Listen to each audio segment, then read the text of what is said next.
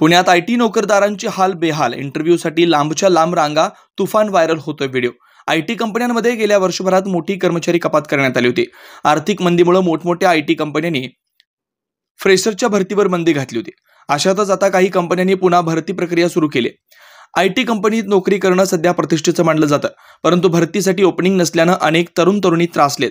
अशातच सध्या एक व्हिडिओ सोशल मीडियावरती व्हायरल होतोय। आयटी कंपनीमधील विदारक परिस्थिती या व्हिडिओमध्ये दिसते। पुण्यात आयटी नोकरीसाठीची चुरस किती तीव्र आहे याचा अंदाज लावणारा एक व्हिडिओ सध्या सोशल मीडियावरती प्रचंड व्हायरल होतोय। व्हायरल होत असलेल्या व्हिडिओमध्ये पाहायला मिळतंय की 3000 पेक्षा अधिक इंजिनियर्स वॉक इन इंटरव्ह्यूसाठी रांगेत उभे आहेत। हा व्हिडिओ पुण्यातील मगरपट्टा भागातील असल्याचं बोललं जात आहे, मात्र याची अधिकृत माहिती अद्याप नाही। अभियंत्यांच्या जागेसाठी मुलाखती सुरू असताना त्यासाठी इच्छुक उमेदवारांच्या मोठमोठ्या रांगा पाहायला मिळतात। उन्हातान्हात उमेदवार नोकरीसाठी रांगेत उभा असल्याचं दिसतंय। या रांगेत जवळपास 3000 उमेदवार होते अशी माहिती सांगण्यात येते। महाराष्ट्र काँग्रेसचे सरचिटणीस आणि मुख्य प्रवक्ते अतुल लोंढे यांनी सोशल मीडियावरती हा व्हिडिओ शेअर केलाय आणि सरकारवर टीका केली आहे।